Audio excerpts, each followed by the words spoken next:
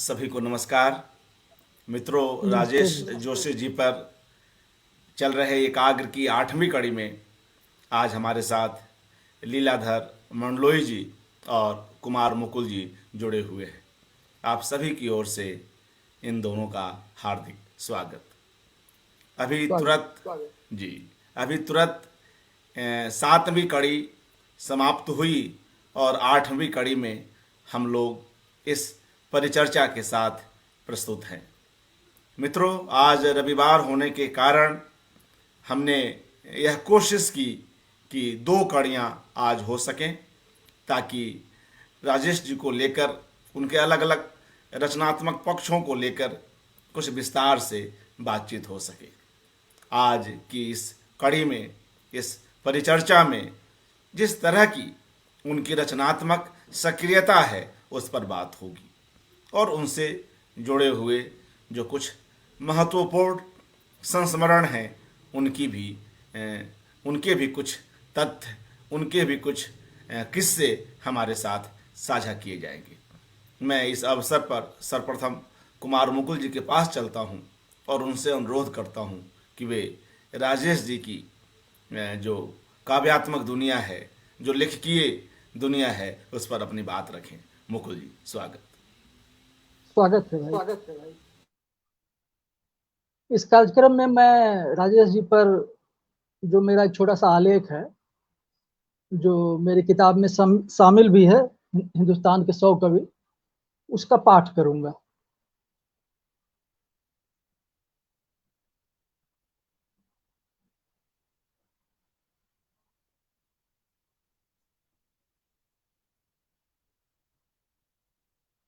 इस आलेख का शीर्षक है आसमान के सफ़े पर।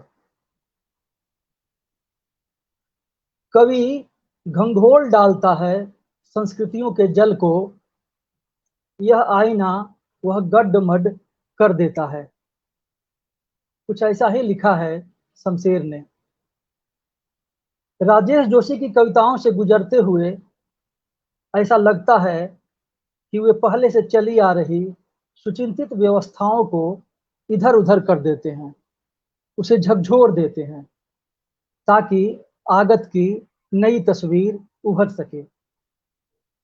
इन कविताओं को पढ़ते अरुण कमल जी की इस टिप्पणी पर जरा एतबार नहीं होता कि राजेश जोशी की कविताएं दस्तावेज हैं और इस पर समकालीन भारत का दृश्य लेख बना सकने की बातें तो फिजूल ही लगती हैं।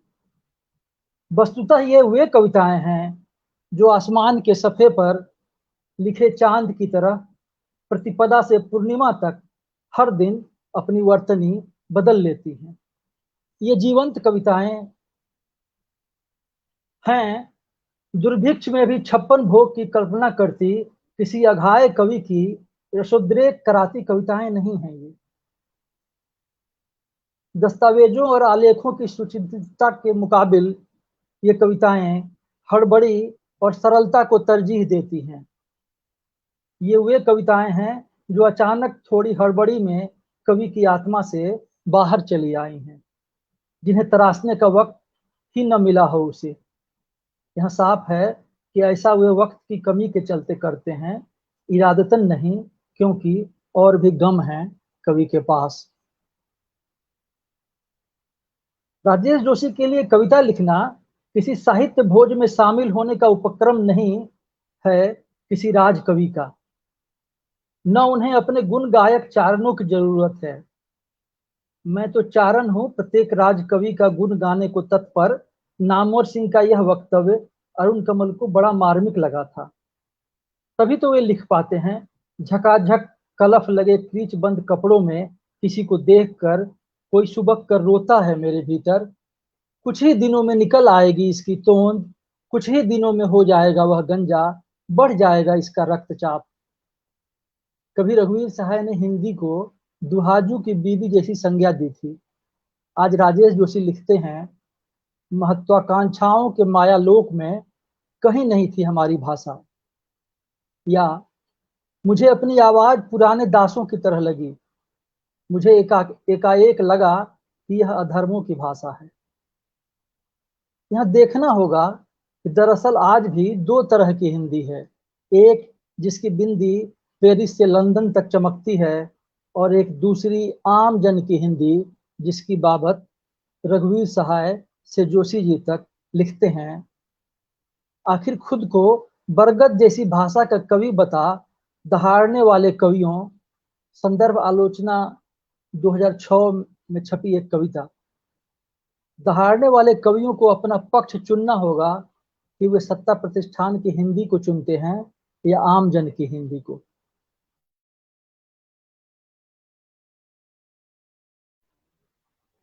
कवि का एक काम अर्थ खोते, छींचते पारंपरिक शब्दों को संदर्भों की नई रोशनी में देखना भी है। अपनी कई कविताओं में जोशी यह काम सलीके से करते हैं। चुटकुलों के पक्ष में एक दलील, विनम्रता आदि कविताओं को इस संदर्भ में देखा जा सकता है। इसमें विनम्रता कविता तो अद्भुत है। इस कविता में कवि विनम्रता की ताकत और उसकी राजनीति दोनों को नया अर्थ देता लगता है। दूब जिसे विनम्रता का लगभग पर्याय मान लिया गया है, तमाम रुकावटों को पार करती फैल जाती है सारी धरती पर। विनम्रता ताकतवर की मुद्रा है, वह जीत का पासा फेंकना जानती है। यहाँ पास की घास कविता को याद किया जा सकता है। मैं घास हूं, मैं तुम्हारे हर किए धरे पर उगाऊंगी। वर्तमान निजाम में एक कवि की सीमाएं और कविता के चोले में छिपी उसकी नाकाबिलियतों को भी जानते हैं और बताते हैं राजेश जोशी। बच्चन की तरह जोशी भी छुपाकर साधु कहलाने के आकांक्षी नहीं है। जो छुपाना जानता तो जग मुझे साधु समझता, इसीलिए वे साफ साफ लिख पाते हैं। इस बात का पुख्ता बंदोबस्त था कि एक कवि इस समाज में रह आए, और इस बात का भी कि उनकी बात का कोई प्रभाव न बन पाए कहीं समाज में।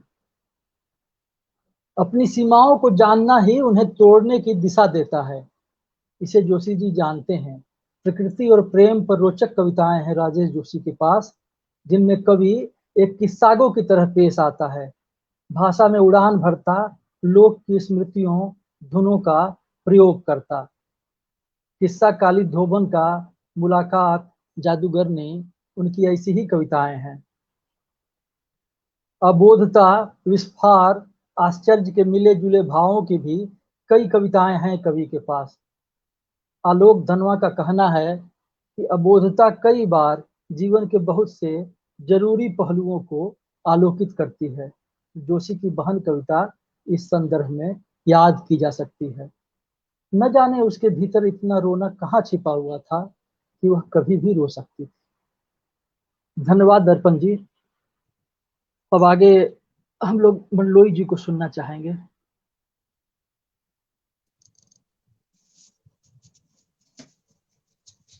नमस्कार साथियों, मेरी आवाज आ रही है कुमार? जी जी सर, नमस्ते। जी ठीक आवाज ठाक आ है? रही है, शुक्रिया। जी जी जी, आवाज आ रही है एकदम कुमार साफ मुकुल जी, आवाज है शुक्रिया सर। इस वक्तव्य के लिए। दोस्तों बहुत बहुत नमस्कार मंडलोई साहब, जी। मुझे सिर्फ आधा मिनट दे दें। मैं जिस पुस्तक की चर्चा अभी मुकुल जी कर रहे थे, हिंदुस्तान के 100 कवि, उसे यहाँ पर रख रहा हूँ। इस पुस्तक में यह आलेख संकलित है, और बाद में जो यह विशेषांक आया कविता बिहान का, उसमें भी आप लोग इस आलेख को पढ़ सकते हैं साथियों।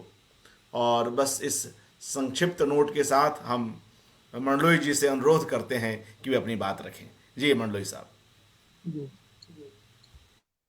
नमस्कार मित्रों, मैं जो अपनी बात है शायद राजेश जोशी के लेखन में जो एक नोट्स का एक अंदाज, उसका जो शिल्प है, शायद उसी तरह से कुछ नोट्स की तरह बातें करूंगा। और मैं सुनता रहा हूं, साहित्य के बारे में मैं कम बात करूंगा।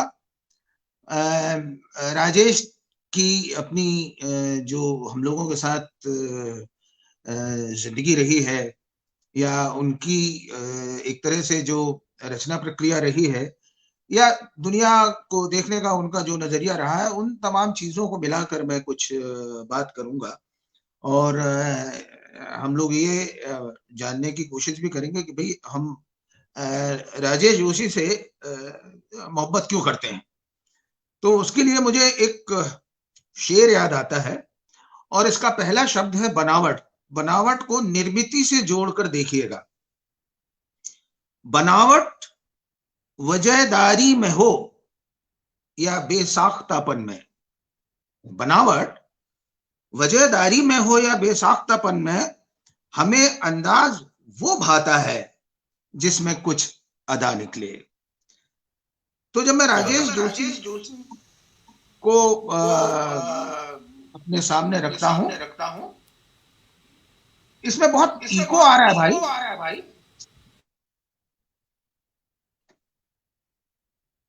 माइक मैं म्यूट कर रहा हूं, फिर नहीं आएगा जी।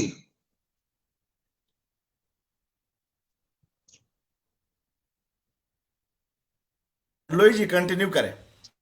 हाँ, तो जो मैंने शेर सुनाया था वो कुछ यूं था कि बनावट वजहदारी में हो या बेसाख्तापन में, हमें अंदाज वो भाता है जिसमें कुछ अदा निकले। तो राजेश में मुझे एक वजहदारी दिखती है, यानी कि उनके लिखने में और उनके जीने में भी एक बेसाख्तापन भी दिखता है। और उनका एक खास अंदाज है समकालीन कविता में, और कुछ ऐसे नुक्ते हैं जो अदा की तरह दिखाई देते हैं। एक बात तो यह है कि वो सिर्फ लेखक नहीं है, लेखक के साथ परफॉर्मर भी है। और यहां मुझे ये लगता है कि मैं उन्हें सिर्फ हिंदी का पोएट नहीं मानता हूं, एक हद तक मैं उन्हें दुआब का पोएट मानता हूं। एक और बात यह है कि अगर मैं म्यूजिक की भाषा में कहूं तो राजेश मुझे एक ख्याल गायक की तरह लगते हैं। और कविता में उनकी अपनी बोलतान है, उनकी आवाज है, उनकी लयकारी है, उनकी फिरत है, बोल आलाप हैं। और बोल आलाप के साथ जब हम शास्त्रीय संगीत के गायन की बात करते हैं तो ये ऑब्वियस है कि उनके लेखन में कुछ चीजें आवर्तन की तरह आती हैं। मित्रों, राजेश जब 70 के हुए थे तब नरेश सक्सेना, विष्णु नागर और मैं भोपाल के आयोजन में थे। अब वे 76वें साल में प्रवेश कर गए हैं और हम लोग फिर से हाजिर हैं। मुझे याद आया था कि उस दौर में जब मैं बोलने गया था तो मैं पढ़कर आया था, लेकिन आज मैं अधिकतर स्मृतियों के भरोसे हूं। दरअसल अस्त व्यस्तता में कुछ हो नहीं सका, तो ये समझिए कि बिन तैयारी के आज आपके सामने हूं। मेरी जहन में समरगाथा से उल्लंघन कविता संग्रहों की छवियां हैं, पंक्तियां हैं, ध्वनियां हैं, आमुख है, और उसके साथ कवि की बरामद यादें हैं, शरारतें हैं, बदमाशियां हैं और हाँ, नेकनामियां भी। जादू के जंगल से हमें जवाब चाहिए कि कुछ दृश्य मेरे जेहन में हैं और कुछ नाट्य प्रयोग जिनके असरात आपको कविता में भी दिखाई देते हैं। उनके अनुवाद, अनुरचना और आलोचनात्मक टिप्पणियां भी मेरे जहन में है। और शायद हाल में शाया हुई वो किताब नगर वाली और उसके पहले किस्सा कोता। तो राजेश के लेखन का अपना एक फिक्स डिपॉजिट है। कई बार मुझे कहने का मन होता है कि इस समय जो इस पूरी कायनात को हम लोग देख रहे हैं तो हमारे समय का एक मेटाफर हो सकता है हरा अंधेरा। राजेश हरे अंधेरे के जो खतरे हैं उनसे वाकिफ हैं और शुरुआती संग्रहों में ये बात हमें बार बार दिखाई देती है, जिसका जिक्र प्रकृति के सिलसिले में किया जा रहा है। एक और बात की, जैसा हम जानते हैं कि खतरों को सूंघा जाता है, ऐसी एक कहावत हम लोग हमेशा इस्तेमाल करते रहते हैं। राजेश की घ्राण शक्ति प्रबल है और वे हर तरह के खतरों के प्रति अपने लिखे में सचेत करने का जरूरी काम अंजाम देते हैं। मैं याद करता हूं कि मैं और मेरे साथ के रचनाकार यानी कि मेरी जो पीढ़ी है वो कविता में आपातकाल के दौर में आई थी। वो ऐसा वक्त था जब आवाजें धीमी पड़ गई थी। लेखन उन दिनों लिटमस टेस्ट से गुजर रहा था। उन दोनों बोलने की आजादी को लेकर हम लोगों के बीच में जिनकी अधिक चर्चा थी उनमें भवानी प्रसाद मिश्र थे, नागार्जुन थे, धर्मवीर भारती थे, कमलेश्वर थे। और हम लोग ये भी देख रहे थे कि कुछ संपादक संपादकी की जगह पर या तो रिक्त स्थान छोड़ रहे थे या उस स्पेस को खाली कर दे रहे थे। तो ये वो समय था और हमने जो साहित्य की दुनिया में मोटे तौर पर कह सकते हैं कि जो कदम रखा, जिसकी पहचान थोड़ी थोड़ी हुई, तो वो इसी दौर का मसला है। और हम लोग उस दौर में अपने जो अग्रज लेखक थे उनके साहस को और उनके धैर्य को पढ़ते हुए बड़े हो रहे थे। आज आपातकाल इतिहास का एक पन्ना है और उस दौर का भी। आपातकाल में जो लिखा गया साहित्य अपवादों को छोड़कर आप देखते हैं कि आपातकाल खत्म होने के बाद आपातकाल पर लिखा हुआ साहित्य आपको अधिकतर मिलता है। यानी कि जब लेखक भयमुक्त हो गए थे, इमरजेंसी उठ गई थी, तो ये उस समय लोगों ने ज्यादा लिखा आपातकाल को लेकर। क्योंकि मैं ये जिक्र इसलिए कर रहा हूं कि मेरी जो पहली थोड़ी सी धुंधली सही लेकिन जरा साफ सी जो मुलाकात है वो राजेश जोशी से उसी दौर की है। मैं ये बताना चाहता हूं कि मैं भोपाल में रीजनल कॉलेज में पढ़ने के लिए 1970-71 में आया था और 74-75 में अंग्रेजी साहित्य में मैंने बीए बीएड की डिग्री ली और उसके बाद हमीदिया कॉलेज में एमए का दाखिला ले चुका था। रीजनल कॉलेज में भगवत रावत थे। वहां के कवियों में जो हमारे सीनियर कवि थे वो अजीत चौधरी थे, जिन्हें राजेश जोशी का समकालीन माना जाता था। उसके बाद मैं था और शरद बिल्लोरे थे, बाद में शरद कोकास आए। तो ये जो दौर था उसमें शोध का विषय मेरे हिसाब से एक ये भी हो सकता है कि नागार्जुन, धूमिल, भवानी बाबू, धर्मवीर भारती या एक हद तक दुष्यंत की जो भाषाई ताकत और जो आग और जो साफगोई थी वो आपातकाल के समय और उसके खत्म होने के बाद भी कुछ प्रतीकों, बिंबों और अमूर्त शब्दावलियों में क्यों बदल गई। ये अधिकतर दिखाई देता है कि उसके बाद भी कोई बहुत वैसी बात डायरेक्ट नहीं हो रही थी जैसे कि धूमिल किया करते थे या राजकमल चौधरी करते थे या बाबा नागार्जुन। तो इस तरह से हम देखते हैं कि अपने ऑब्जेक्ट को देखने, उसे नाम देने, उस जगह को चिन्हित करने और उस समाज के व्यक्ति को संबोधित करने की जो परंपरा थी उसमें एक शिफ्ट आता हम देखते हैं और जो अपवाद थे वो भी कम कम होते गए। तो हमने जिस कविता को विचार, फॉर्म और शैली के स्तर पर अर्जित किया उसमें नागार्जुन, मुक्तिबोध, केदारनाथ अग्रवाल, भवानी प्रसाद मिश्र, त्रिलोचन, रघुवीर साय, शमशेर, दुष्यंत, ये लोग हमारे सामने थे और एक धारा अज्ञेय कुल की भी थी।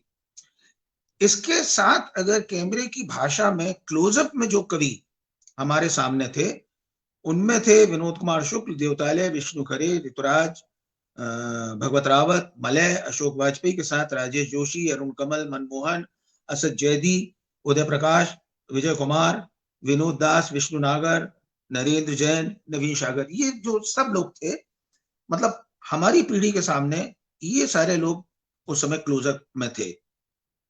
और चूंकि और इस वजह से कि मैं भोपाल में था, भौतिक रूप में था, तो इसके कारण से राजेश, फजल ताबिश हुए, नवीन सागर हुए, सुधीर सक्सेना हुए, ओम भारती हुए, ये सब लोग लगभग रोज के नहीं तो 1-2 दिन के अंतराल के बाद लगातार मिलने वाले, बैठ के करने वाले लोग थे।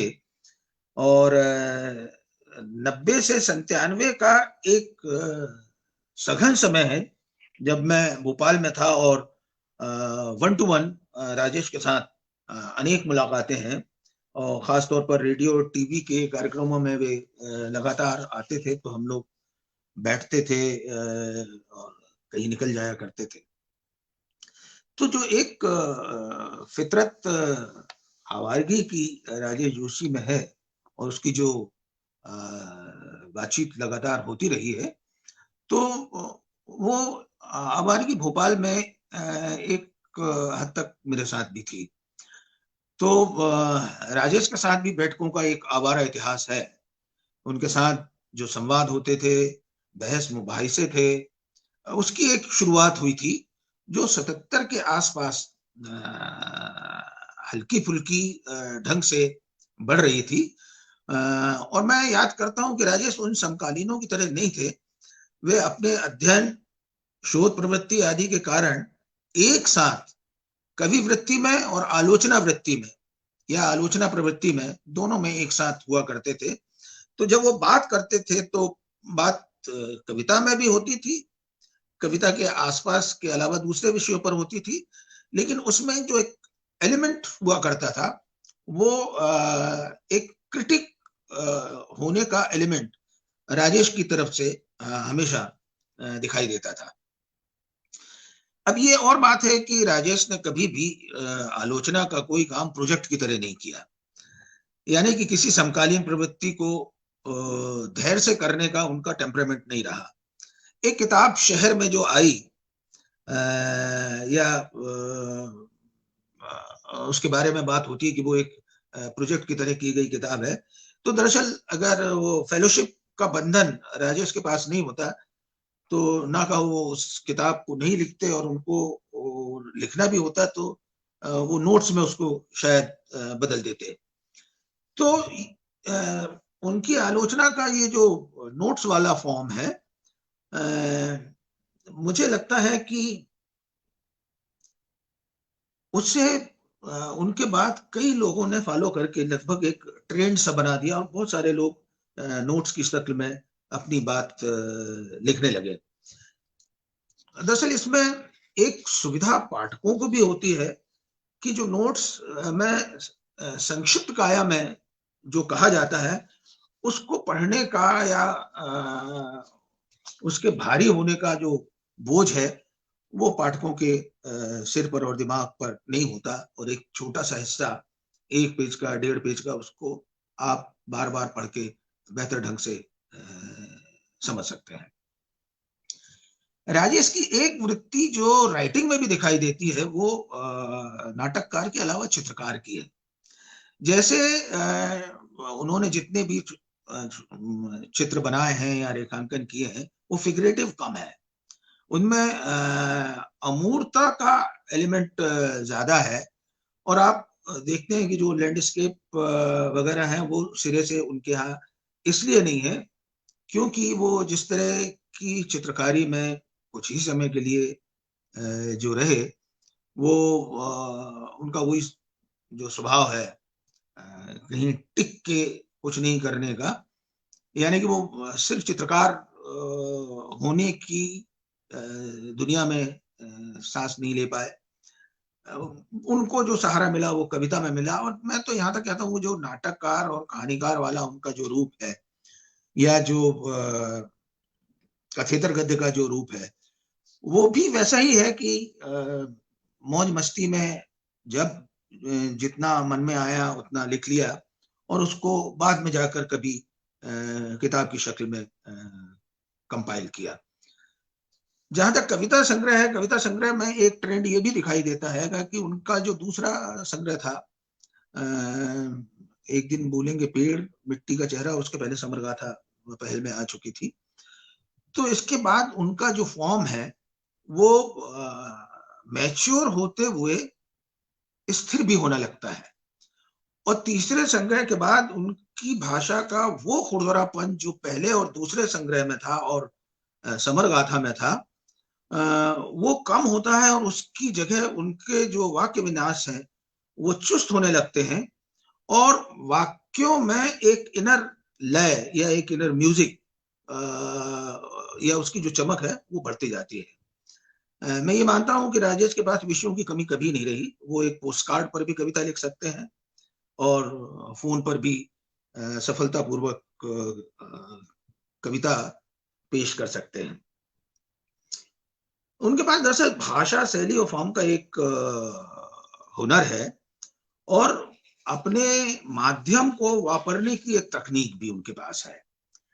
राजेश की जो रचना प्रक्रिया मुझे समझ में आती है उसमें कुछ की बात मैं करूंगा। जैसे राजेश का जो मनय लोक है वो खोई हुई चीजों में, पुकारों में लौटने का है। यानी कि वो मालवा के अलावा भोपाल, नरसिंहगढ़, ये सारी चीजें उनको वो आवाजें पुकारती हैं, वो दृश्य पुकारते हैं और तब वो उनको एक तरह से रूपांकित करते हैं। तो ये जाना भी उनका अधिकतर, प्रायः तो नहीं, अधिकतर फैंटेसी में होता है और उसमें, उस फैंटेसी में जो काव्य तत्व आते हैं वो अमूर्तन की शक्ल में आते हैं।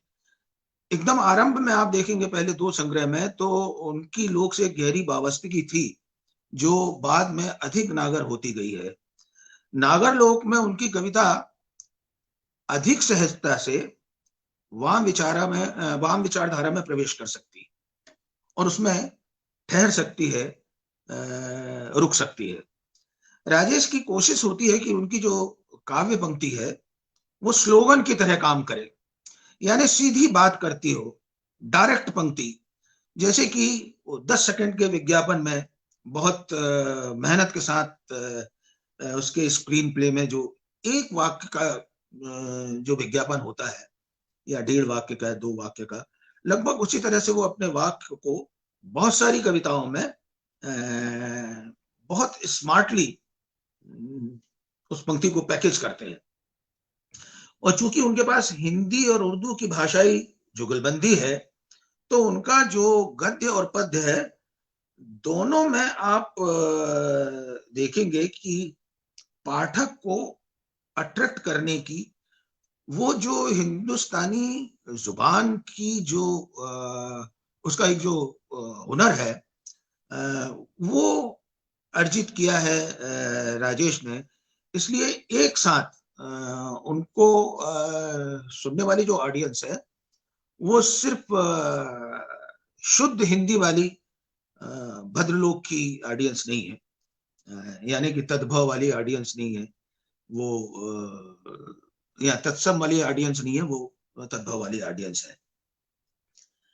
कई बार मेरे मन में एक ख्याल ये भी आता है कि अपनी पूरी आवारगी में उनकी आत्मा का जो सबसे चमकता हिस्सा गद्य या पद्य में दिखाई देता है वो बरास्ते भोपाल और उसके पुराने भोपाल के कल्चर के रास्ते है। तो मुझे ये लगता है कि अगर भोपाल वाली ये जो बात है, ये जो स्मृतियां हैं, ये जो बिंब है, ये जो प्रतीक हैं, कुछ कुछ मेटाफर है, ये अगर राजेश की कविता से या गद्य से हटा दिया जाए तो परिणाम बिल्कुल वैसा ही होगा जैसा पहले कहा गया था कि अगर विष्णु खरे की कविताओं में छिंदवाड़ा को हटा दिया जाए तो विष्णु खरे की कविता उसके अलावा कहाँ पर ठहरती है। तो ये जो दिलचस्प सवाल है ये मुझे राजेश के सिलसिले में भी याद आता है। अब जो राजेश की जो संयोजित किताबें हैं गद्य की, उसके बारे में तो उन्होंने खुद ही कहा और बहुत सुंदर रूपकों का इस्तेमाल किया है कि ये जो किताबें हैं और उसका जो शिल्प, उसका जो संचयन है, उसको करते हुए राजेश बैंक की भाषा में भिखारी और रोकड़िया की तरह अपने आप को पाते हैं।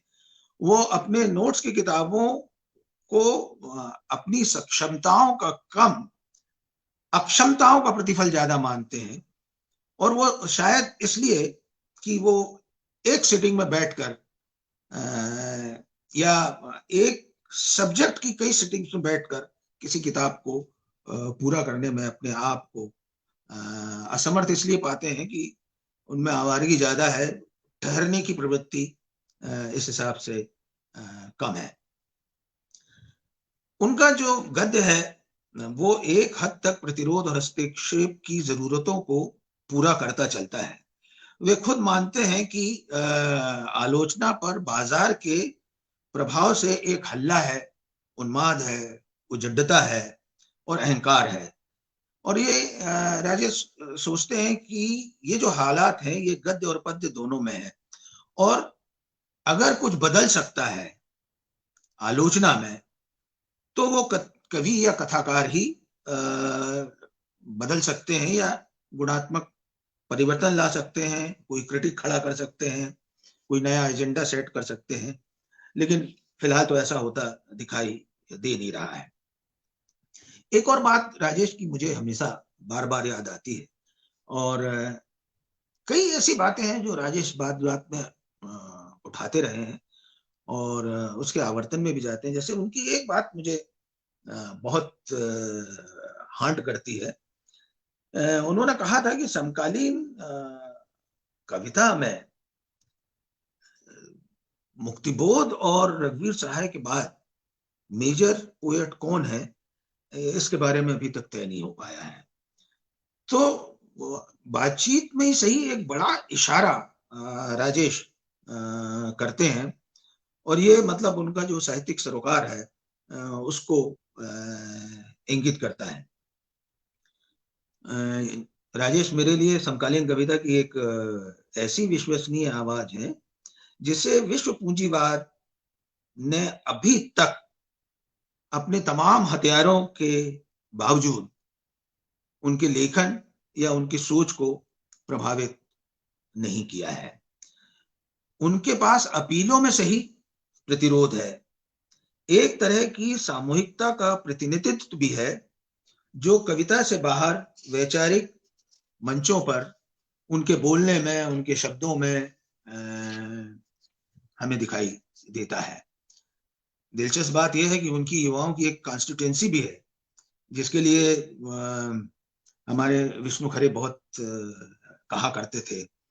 तो ये भी इस कारण है कि उनका जो व्यवहार अपने समकालीनों से, अपने युवाओं से है, और संवाद की एक जो ओपननेस है और सत्संग में जिस तरह का उनका एक बिहेवियर और मैनरिज्म है वो बहुत आक्रामक शैली का नहीं है। इसलिए युवाओं के साथ उनकी एक अच्छी बातचीत है, और कई बार ये लगता है कि जिस तरह से संगीत में गुरु शिष्य परंपरा होती है उसी तरह से साहित्य में भी दिखती है। और राजेश का अपना एक घराना है, और अगर वो घराना भोपाली मान लिया जाए तो जो राग भोपाली जो होता है उसको गाने वाले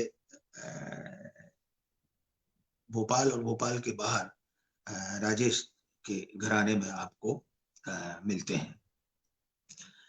राजेश का बैकग्राउंड साइंस का रहा है, इसलिए सूचना और प्रौद्योगिकी के इस युग में नॉलेज बेस्ड जो सोसाइटी है उसमें भी वो अपनी दखल रखने की चेष्टा करते हैं, क्योंकि उनका जो बैकग्राउंड है उसमें संगठनों में उनका रहना है और उसका एक इतिहास भी है, और एक तरह का दखल भी उनका रहा है जन विज्ञान जत्थे से लेकर अभी जैसे रंग श्री लिटिल बैले ट्रुप और जनवादी लेखक सब कई तरह के इस तरह के वो संगठनों में रहे हैं। तो उनको संगठनों में रहते हुए भी अपने लेखकों का एक दायरा मिला जो लगातार विकसित होता गया। तो उनके पास संगठन में और संगठन के बाहर एक लंबा समय था जो उन्होंने अपने आप को जन संवाद के लिए दिया। तो हम ये देखते हैं कि वे बीते हुए और आज के सच को पकड़कर प्रासंगिक बने रहने का हुनर बहुत खूब जानते हैं। जैसे मैं शास्त्रीय संगीत की बात करूं तो हमारे जितने भी शास्त्रीय संगीत के घराने भारत में है, हिंदुस्तान में है, उन सबके जो उस्ताद हैं वो मुस्लिम रहे हैं। राजेश के भी उस्तादों को अगर देखा जाए तो उसमें हिंदी में त्रिलोचन जी से लेकर सारे वरिष्ठ जब मिलते हैं तो उसके साथ भोपाल में ताज भोपाली, फजल ताबिज से लेकर उस पीढ़ी के लोग भी हैं जिनके साथ राजेश ने एक लंबा समय गुजारा है। तो उनकी भाषा में ये जो दोआब दिखाई देता है, ये इसका कारण ये है कि बहुत सारे लोगों को ये दो चीजें एक साथ नहीं मिली है। और दोआब में लिखने की वजह से अल्पसंख्यक समाज के साथ में भी रहने की वजह से और उनके राजनीतिक सच को जानने और समझने की वजह से भी एक जो धर्मनिरपेक्ष जो छवि किसी एक कवि की बनती है वो राजेश की है। और राजेश में एक एलिमेंट और दिखाई देता है कि अगर विपरीत समय आ जाए, कोई भयावह समय आ जाए या मनुष्य विरोधी समय आ जाए और अगर बड़े हितों के लिए उनको चुनना हो तो वो ये भी करते हैं कि वाम की विचारधारा में रहते हुए वाम की समान धर्मा जो विचारधारा है या राजनीतिक पार्टियां हो सकती हैं उनके साथ काम करने में उनको कोई गुरेज नहीं होता। जैसे कि कांग्रेस, परसाई हो या मायाराम सुरजन हो या कमला प्रसाद हो, ये सारे जो लेखक हैं इन्होंने कांग्रेस के जमाने में धर्मनिरपेक्षता और तमामी चीजों को लेकर वो सारे मंच शेयर किए हैं। अब कुछ जो तथ्य हैं जिनकी वजह से राजेश की कविताएं आपको याद रह जाती हैं या उनमें एक जो अलग से पावर दिखाई देता है, तो उसकी कुछ चीजें मुझे याद आती है। एक तो उनकी कविता में जो आयरनी है, आयरनी और सटायर, ये दोनों चीजें पाठक से कनेक्ट करने में बहुत मदद करती हैं। फिर दूसरा क्या है कि मिथक और धर्म का जो उनका ज्ञान है और इनके जो रेटरिक है, मिथक के और धर्म के जो रेटरिक है, वो उनकी कविताओं में जब आते हैं डायरेक्ट या इनडायरेक्ट ढंग से, तो वो स्मृति का हिस्सा बन जाते हैं। जैसे उनकी एक पंक्ति मुझे एकाएक याद आ गई कि नदियों का नहीं, समुद्रों का नहीं, पहाड़ों का नहीं, बाजारों का समय है ये। अब आप देखिए कि ये जो इको पोएट्री हुआ करती थी आपकी, जिसकी एक लंबी ट्रेडिशन आपको छायावाद और उसके बाद तक दिखाई देती है, उस इको पोएट्री की जगह अब बाजार ने ले ली है। और अब जैसे हम पढ़ते हैं तो ये जो इको पोएट्री है, गोया ये विषय हमने आदिवासी कविता के बहाने कर दिया है। हमारी हिंदी में तो नहीं, लेकिन दक्षिण में मैंने 2-3 किताबें पढ़ी प्रोफेसर वनजा की जो इको क्रिटिक है। तो ये इको क्रिटिक वेस्ट में एक बड़ा अहम ट्रेंड है, लेकिन हिंदी कविता में इको पोएट्री दिख जाएगी आपको, लेकिन इको क्रिटिसिज्म को लेकर अभी कोई बात नहीं हो रही है। तो ये कुछ चीजें हैं जो कविता और गद्य में दिखाई देती हैं, लेकिन आलोचना में ये चीजें कम है। और ये भी है कि इन दिनों जो सोशल मीडिया पर तमाम तरह के आक्रमण हैं जो आभासी है, लेकिन उनके मैसेज जो है वो वास्तविक से ज्यादा है, क्योंकि उसके ऊपर कुछ लिखने पढ़ने से भी जिस तरह की कार्रवाइयां संभव है, तो वो हम लोग सब अपनी तरह से देख ही रहे हैं। तो मुझे ये लगता है कि राजेश जोशी को समझने के लिए ये जो कुछ बातें हैं, कुछ सूत्र हैं, वो बहुत ही असंबद्ध तरीके से है, लेकिन मोटे तौर पर एक तरह से मेमोराइज करते हुए मुझे ये बातें राजेश के बारे में हमेशा याद आती है। और हम यही कहेंगे कि उनमें जो बंजारा मिजाजी है वो बनी रहे 75 के बाद भी, तो शायद हमें कुछ और नई चीजें देखने या पढ़ने को मिले। मेरे बहुत अच्छे दोस्त हैं और मैंने जैसा कहा कि बहुत शरारती भी हैं, तो हिंदी साहित्य में उन्होंने शरारतें बहुत की हैं, तो उनकी शरारतें भी चलती रहें। इसी शुभकामनाओं के साथ मैं अपनी बात समाप्त करता हूँ। जी, शुक्रिया लीलाधर मंडलोई जी, और इस बेहद आत्मपरक वक्तव्य के लिए। मित्रों, अभी हमने लीलाधर मंडलोई जी को सुना और किस तरह से वे अपने इस वक्तव्य में कई पक्षों को हमारे सामने लेकर आए। राजेश जी की बात करते हुए भोपाल की बात हुई, और जब राजेश जोशी और उनकी कविताओं में भोपाल की बात होती है तब उचित ही मंडलोई जी ने विष्णु खरे की कविताओं में छिंदवाड़ा जिस तरह से उपस्थित है उस ओर भी हम सभी का ध्यान आकृष्ट कराया। इसी तरह से राजेश जोशी के भीतर जो एक जागरूक क्रिटिक है, जो शुरू से ही रहा है और जिसके साथ या जिसकी संगति में मंडलोई जी भी रहे, उसकी भी चर्चा हुई। और यह भी कि अपने स्वभाव के कारण या अपनी जीवन शैली के कारण वे उसे उस तरह से विधिवत रूप नहीं दे सके, नोट्स के रूप में ही उसे हमारे सामने लाते रहे।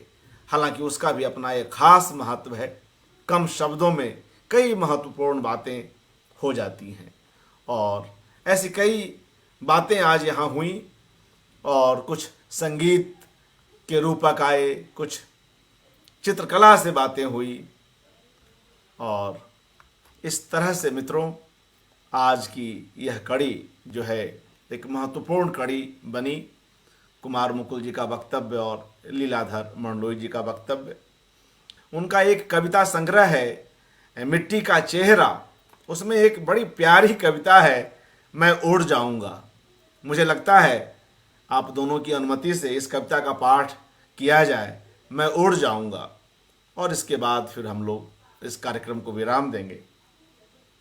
राजेश जी अपने इस कविता में लिख रहे हैं, सबको चकमा देकर एक रात मैं किसी स्वप्न की पीठ पर बैठकर उड़ जाऊंगा। देखिए कवि किस तरह से अपनी बात रख रहा है और उसे हम आगे बढ़ाते हैं। जी, सबको चकमा देकर एक रात मैं किसी स्वप्न की पीठ पर बैठकर उड़ जाऊंगा, हैरत में डाल दूंगा सारी दुनिया को, सब पूछते बैठेंगे कैसे उड़ गया, क्यों उड़ गया। तंग आ गया हूं मैं हर पल नष्ट हो जाने की आशंका से भरी इस दुनिया से, और भी ढेर तमाम जगह हैं इस ब्रह्मांड में, मैं किसी भी दूसरे ग्रह पर जाकर बस जाऊंगा। मैं तो कभी का उड़ गया होता, कभी का तेवर देखिए, मैं तो कभी का उड़ गया होता, चाय की गुमटियों और ढाबों पर गरम होते तंदूर पर, सिकती रोटियों के लालच में हिलगा रहा इतने दिन, सिकती रोटियों के लालच में हिलगा रहा इतने दिन, ट्रक ड्राइवरों से बतियाते हुए मैदान में पड़ी खटियों पर गुजार दी मैंने इतनी रातें। ट्रक ड्राइवरों से बतियाते हुए मैदान में पड़ी खटियों पर गुजार दी मैंने इतनी रातें। क्या यह सुनने को बैठा रहूं धरती पर कि पालक मत खाओ, मेथी मत खाओ। मुकुल जी, क्या यह सुनने को बैठा रहूं धरती पर कि पालक मत खाओ, मेथी मत खाओ, मत खाओ हरी सब्जियां।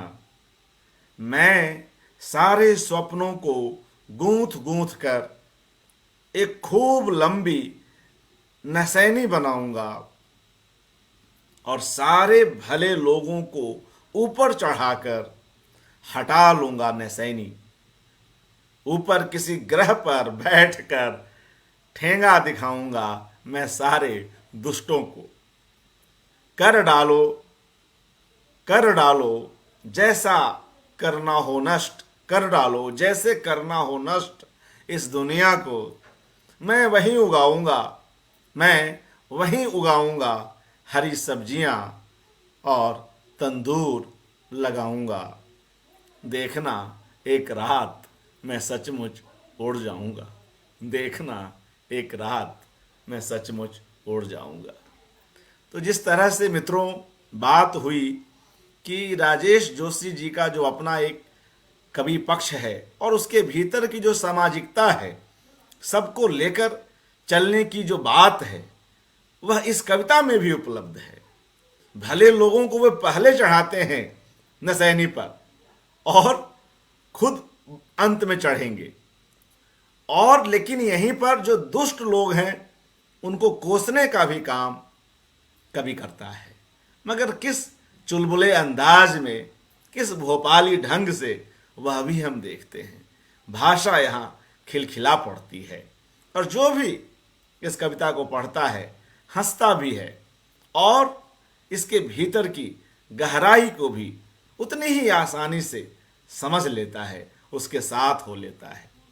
तमाम लोग आज इस कार्यक्रम को देख रहे हैं। सुभाष राय जी, कुंदन सिद्धार्थ जी, उर्मिला शिरीष जी, सरोज कौशिक जी, मीरा गौतम जी, मीता दास जी, प्रयाग शुक्ल जी और तमाम लोग। आज की यह कड़ी यहीं पर समाप्त होती है। 2 कड़ियाँ एक के बाद एक हो गई, लोग थक भी गए होंगे, लेकिन राजेश जोशी जी की कविताओं में वह ताजगी है जो हमें थकने नहीं देती। जितनी बार उन कविताओं को पढ़िए या उसकी चर्चा कीजिए, कुछ न कुछ ऊर्जा ही मिलती है। मुकुल जी कुछ कह रहे हैं, प्लीज कह। नहीं, धन्यवाद। अच्छा रहा कार्यक्रम। आप बहुत मेहनत कर रहे हैं। जी शुक्रिया कुमार मुकुल जी आपका, और लीलाधर मंडलोई जी का, सभी लोगों का धन्यवाद। आप सभी के सहयोग से ही यह सब कुछ संभव हो रहा है। तमाम मित्रों का पुनः हार्दिक धन्यवाद। कल एक नई कड़ी में मिलते हैं। शुभ रात्रि। धन्यवाद।